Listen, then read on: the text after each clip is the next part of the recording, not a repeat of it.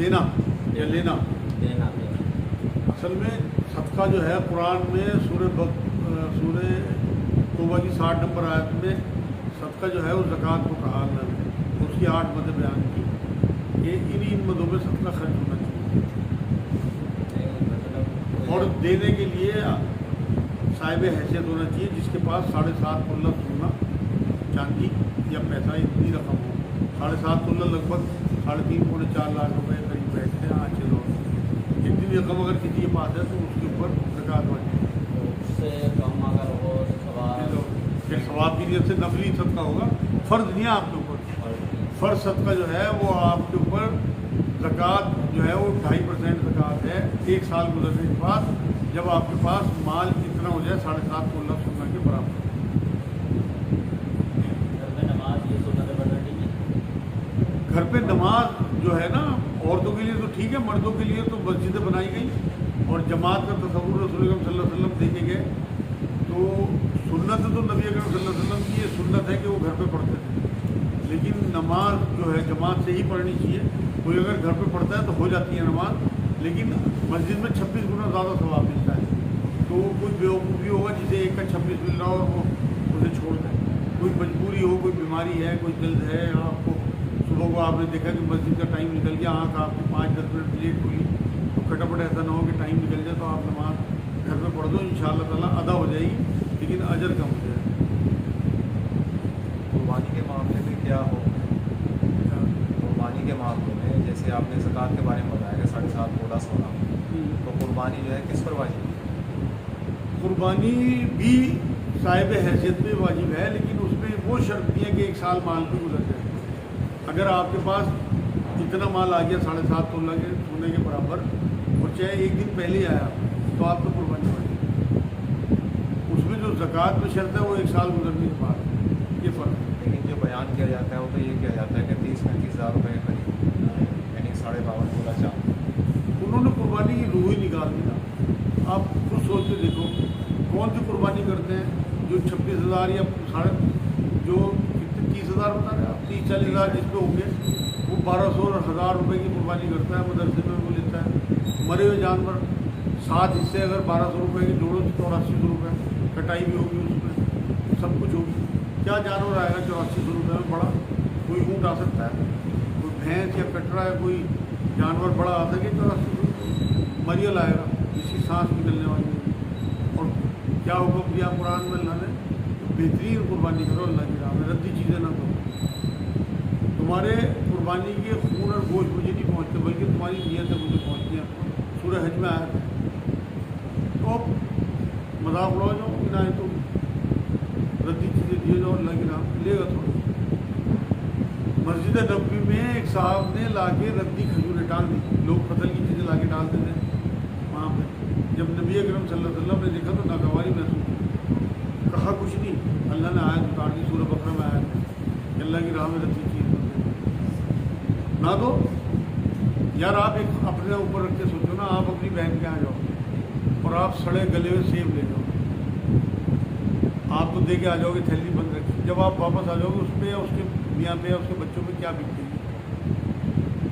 وہ یوں کہے گی نہ ہی لاتے تو اچھا تھا، کوڑے میں پھینکے گی، کیڑے چلنے ہوں یا گلے میں سیب ہو۔ کئی بار ہمارے یہاں کوئی چیز ایسی آ جا، ہمارے اوپر کیا بیتتے اپنے اوپر رکھ کے سوچو۔ تو اللہ بھی تو ایسا ہی معاملہ سمجھو، اپنے سے بہتر سمجھو، اپنے سے بہتر نہیں سمجھے کم سے کم ایسا تو سمجھو جیسے ہمیں جیسی چیز اپنے لیے پسند کرے ویسی چیز تو دوست ہی کام ہے، گندی چیزیں تو مت دو۔ تو فرب جانور کرو جن کی حیثیت ہے، جن کے اوپر فرض ہے قربانی، ورنہ نہ کرو۔ 2 ہی فرقے ہیں، ایک قربانی کرنے والا اور ایک گوشت لینے والا، گوشت لینے والے بھی۔ اس کا مطلب یہ ہوا کہ جس کے پاس 7.5 تولہ سونا یا اس کی مالیت کے برابر پیسہ ہے اس کو قربانی واجب ہے، باقی کسی میں نہیں ہے، باقی سب نفلی ہے۔ گھر میں صرف شوہر اور بیوی ہوں تو جماعت کر سکتے ہیں؟ بالکل کر سکتے ہیں، جماعت پہ اللہ کا ہاتھ ہے۔ اگر مان لو امریکہ میں، آسٹریلیا میں، نوئیڈا میں، ہمارے یہاں بھی مسجدیں نہیں ہیں قریب میں، دور ہیں مسجدیں، تو سنگل نماز پڑھنے سے بہتر ہے کہ بس بیوی برابر میں نہیں کھڑی ہوگی، 2 مرد ہوں گے تو برابر برابر کھڑے ہوں گے، لیکن بیوی ہوگی تو پیچھے کھڑی ہوگی۔ اسی سے کار خریدے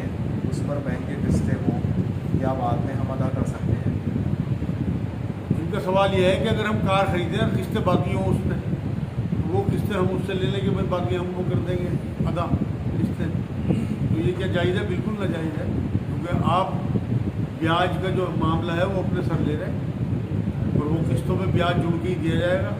हदीस पाक ये है, ब्याज का लेने वाला, ब्याज का देने वाला, ब्याज का गवाह, ब्याज का लिखने वाला, सब बराबर है। इसलिए बिल्कुल ऐसा काम नहीं करना, पुरानी गाड़ी ले लो और जितनी हैसियत है उतनी गाड़ी ले लो। क्या मकान जेवर रहन रखना जायज़ है? बिल्कुल जायज़ है। इनका सवाल ये है कि मकान जेवर वगैरह रहन रख के पैसा ले सकते हैं, बिल्कुल ले सकते हैं। जब हुज़ूर सल्लल्लाहु अलैहि वसल्लम का विसाल मुबारक हुआ तो जीरा जो थी, जीरा वो एक यहूदी के पास गिरवी रखी गई, थोड़े से जौ ले रखे थे हुज़ूर सल्लल्लाहु अलैहि वसल्लम, उसके एवज में गिरवी रखी गई। तो गिरवी तो इस्लाम में साबित है, बस ब्याज नहीं देना किसी के, अक्सर लोग उसके ऊपर ब्याज लेते हैं ज़्यादा, वो हराम। ब्याज पे लेना भी, ब्याज पे गिरवी रखना भी हराम। ब्याज से तो हर हाल में बचना है। ब्याज से इसलिए मैं बहुत ज़्यादा जोर देता हूँ बचने के लिए। कुरान में अल्लाह रब्बुल इज़्ज़त ने सूरह बकरा 279 नंबर में आयत में ये बात कही है कि जो सूद का काम ना छोड़े वो अल्लाह रसूल से जंग के लिए तैयार है। इसलिए भीख ले लो, ज़कात ले लो, ज़्यादा बेहतर है, पर इस पर ब्याज के पैसे नहीं। क्या तुलसी के पौधे से घर में बरकत होती है? हैं? क्या तुलसी के पौधे से घर में बरकत होती है? हाँ, ये बहुत सवाल आता है। तुलसी के पौधे से घर में बरकत, इस्लाम में कोई बरकत नहीं है पौधे से, तुलसी है, बल्कि खजूरों के, खजूरें लगाने का हुज़ूर सल्लल्लाहु अलैहि वसल्लम ने तलकीन फरमाई। क्या किसी बस्ती में बिना रसूल भेजे भी आया है? अदाब ना, किसी बस्ती में रसूल भेजे बिना कोई अदाब नहीं आया। अल्लाह रब्बुल इज़्ज़त नाइंसाफ़ नहीं है, माज़अल्लाह। पहले हुज्जत कायम की, रसूल भेजे, पैगाम भेजा, उसके बाद फिर अज़ाब भेजा। और नबी अकरम सल्लल्लाहु अलैहि वसल्लम क्योंकि क़यामत तक के लिए नबी हैं, और ये हदीस पाक है कि नबी जो है वो अपनी कब्रों में आराम फरमा है। क़यामत तक के लोगों के लिए नबी अकरम सल्लल्लाहु अलैहि वसल्लम उनके साथ है अपनी तालीमात के ज़रिए, तो कभी बड़ा अज़ाब नहीं आ सकता दुनिया में। छोटे छोटे अज़ाब तो आएंगे, लेकिन जिस तरह बड़े बड़े अज़ाब आते थे, पूरी पूरी बस्तियों को पलट दिया जाता था, वो अज़ाब। चौपाला से माँ बाप के हक में गलती हो जाए और गलती की माफ़ी मांग ली और फिर उस गलती को करें तो उसका क्या मांग? वो माफ़ी का हुई, वो तो ड्रामेबाजी हुई यार। असल तो बात यह है, तौबा तो वो है ना, तौबा जो है ना वो 3 चीज़ों का नाम है। सबसे पहले तो आपको पलटना है, तौबा कहते हैं पलटने में। पहले तो आपको ये लगे कि हाँ मेरे से गलती हुई, एडमिट करें अंदर से आप कि हाँ मेरे से गलती हुई। उसके बाद फिर अल्लाह से माफ़ी मांगे कि अल्लाह वाकई मेरे से गलती हुई। उसके बाद फिर अल्लाह से अज़्म करें कि अल्लाह अब नहीं होगी आगे। ये तौबा है 3 चीज़ों का मिक्सचर। पहले नदामत, हुज़ूर ने फरमाया नदामत ही तौबा है। एक बार फरमाया कि तमाम बनी आदम खताकार हैं, लेकिन बेहतरीन खताकार वो है जो तौबा करते हैं। तो गलतियाँ सबसे होती हैं, माँ बाप का मामला हो, बीवी का मामला हो, बच्चों का मामला हो, पड़ोसियों का मामला हो, जिन्हें एहसास हो जाए कि मेरे से गलती हुई, वो बाकायदा चाहे पैर पकड़ के माफ़ी मांगे, यहाँ माफ़ करा ले अपना आप। उसकी वजह यह है कि यहाँ आपको इख्तियार है, उन्हें भी इख्तियार है कि वो माफ़ कर दें आप। मान लो आपने अपनी बीवी के साथ ज्यादती कर रखी, माँ बाप के साथ ज्यादती कर रखी, इस टाइम उन्हें इख्तियार है कि वो आपको माफ़ कर देंगे, सीने से लगा देंगे। उनकी डेथ के बाद या आपकी डेथ के बाद आपके तमाम इख्तियार ख़त्म हो जाएंगे। अब आप चाहें कि वो माफ़ कर दें या मैं माफ़ कर दूँ किसी को, तो आप कर दें। वहाँ इख्तियार सिर्फ अल्लाह का होगा, तो वहाँ आप माफ़ नहीं कर सकते। यहाँ आप चाहे पैसे दे के, तोहफे दे के, पैर पकड़ के, माफ़ी मांग के, आंसू निकाल के माफ़ी मांग लो, माफ़ हो जाएगी। गलतियाँ करते रहो, माफ़ी मांगते रहो, ये तो मजाक है, ये कोई तौबा थोड़ी है, ये माफ़ी थोड़ी है। और माँ बाप का जिक्र खाना। यार उसकी तो मैं आज बयान में बता दूँगा एक हदीस के बारे में। माँ के पैरों के नीचे जन्नत, बाप जन्नत का दरवाज़ा।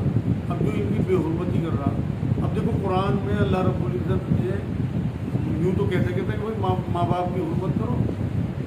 एक जगह यूँ कहा कि तुम्हारी माँ तुम्हें 9 महीने पेट में उठाए रखती है, 2 साल तुम्हें अपना खून पिलाती है और तुम्हारे झटके बर्दाश्त करती है।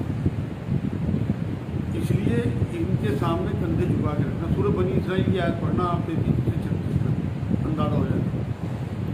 نبی اکرم صلی اللہ علیہ وسلم کے پاس ایک صحابی آئے کہ حضور میں نے اپنی ماں کو کندھے میں بٹھا کے حج کرایا اور اتنی گرم پتھروں میں چلا ہوں پیدل ننگے پاؤں کہ اگر انڈا ڈال دے کوئی تو وہ انڈا فرائی ہو جائے.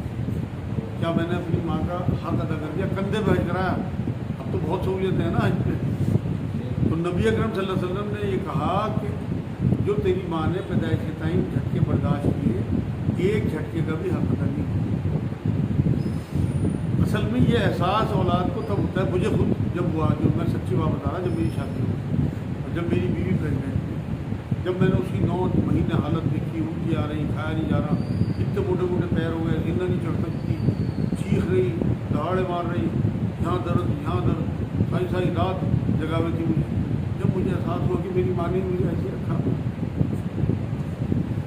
تو آپ یقین کرو جب یہ نکل جاتے ہیں نا ہمارے بیچ سے ہمارے ہاتھ سے پھسل جاتے ہیں تب احساس. اب میں بڈھا آدمی 60 کے قریب ہونے جا رہا اور میں آج بھی اپنی ماں کو روکتا ہوں تو وہ کہاں چلی گئی.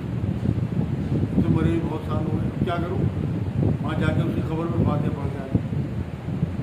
اب لگتا ہے یوں کہ میں نے سب کچھ کھو دیا. جتنا کرنا چاہیے تھا اتنا کرا ہی نہیں. حالانکہ بہت خدمت کری الحمدللہ بہت محبت کری اس کے باوجود ایسا لگے کہ 1% کرا جتنا کرنا چاہیے لیکن اس کے جانے کے بعد احساس. تو جن لوگوں کے ماں باپ زندہ ہیں وہ تو بالکل یہ سمجھیں اپنے آپ کو کہ خوش نصیب ہیں. ان کے لیے جنت جو ہے وہ بس تیار پڑی. جس کے ماں باپ اس سے راضی ہیں نا اس کے اور جنت کے بیچ میں صرف موت ہے. چور بازار کا ہمیں پتہ ہے چوری کا سامان ملتا ہے کیا خرید سکتے ہیں؟ یار جب پتہ ہے چوری کا ہے وہ تو حرام ہے بالکل. کسی قیمت پہ بھی نہیں خریدنا چاہیے. اگر دکاندار خود بتا دے کہ چوری کا ہے تو کیا خریدنا ٹھیک ہے؟ نہیں بالکل سب بھی ٹھیک ہے کیونکہ جب وہ خود بتا رہا آپ کو کہ حرام چیز ہے. کوئی اگر آپ کو خدا نہ خواستہ کوئی نشے کی چیز پانی میں دے دے آپ پی جاؤ گے آپ کو پتہ نہیں. لیکن اگر کوئی یہ بتا دے بھائی اس میں 2 بوتلیں شراب کی آپ پی لو گے ایمان والا کسی قیمت میں بھی نہیں پی سکتا. تو وہ تو بتا رہا نا اسے حق ہے بیچنے کا. چوری کا سامان اسے بھی حق نہیں ہے اگر وہ مسلمان ہے.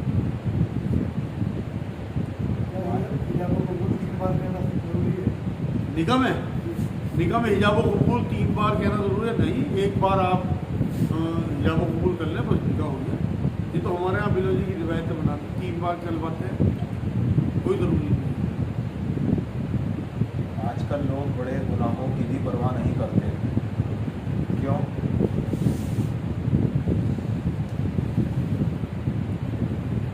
اصل میں ان کا سوال یہ ہے کہ آج کل لوگ بڑے گناہوں کی بھی پرواہ نہیں کرتے.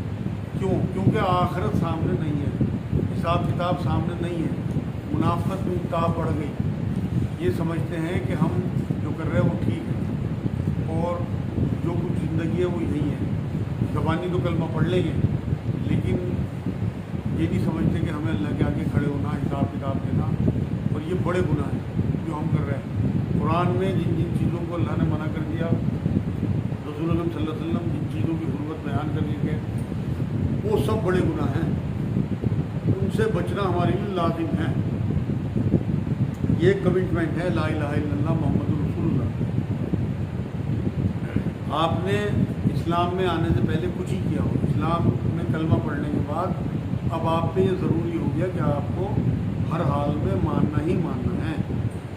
تو اگر جنہیں یہ یقین ہے کہ بھائی ہمیں اللہ کے آگے کھڑے ہونا تو وہ تو ہر حال میں بچنے کی کوشش کریں. گناہ ہو بھی جائے گا تو ایسی ندامت ہوگی جیسے بہت کوئی بڑا گناہ ہو گیا. ایک جملہ میں بتا دوں آج بہت بڑے علماء دین ہیں علماء ہیں انہوں نے یہ بات کہی تھی عالم نے کہ منافق جو ہوتا ہے نا وہ بڑے سے بڑے گناہ کو بھی یہ سمجھتا ہے جیسے رائی کے برابر. اور جو مومن ہوتا ہے وہ رائی کے برابر گناہ کو بھی پہاڑ سمجھتا ہے. میرے سے کیا ہو گیا. اپنی اپنی کیفیات ہم اس جملے سے جانچ لیں.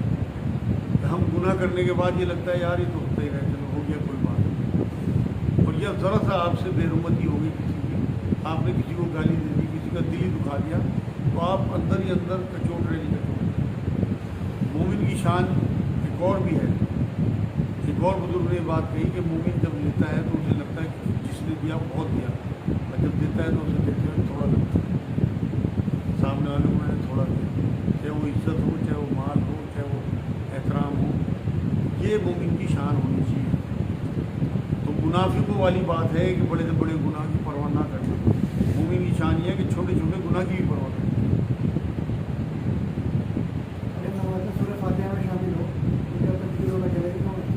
हाँ, ये सवाल भी आता है कि क्या तकबीर उला किसे कहते हैं। बहुत से उलमाए दीन ये कहते हैं कि जिसे सूरह फातिहा मिल गई वो तकबीर उला में ही शामिल हो गई। हालांकि तकबीर तो पढ़ी जा चुकी है, लेकिन सूरह फातिहा के बाद ही दूसरी तकबीर होती है ना, तो वो पहली तकबीर में ही गिना जाएगा इंशाअल्लाह। क्या टाइम हो गया?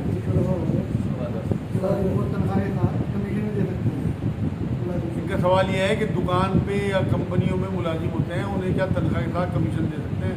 बिल्कुल दे सकते हैं। अपने प्रॉफिट ग्राहक पे लोड नहीं पड़ना चाहिए कि अगर तुम मान लो 1 लाख की सेल करोगे, तुम्हारी तनख्वाह 30,000 है और 1 लाख की सेल पे 1% तुम्हें वो एक्स्ट्रा दिया जाएगा, 3% एक्स्ट्रा दिया जाएगा, जिससे उसका इंटरेस्ट बढ़े और वो सेल बढ़ाए।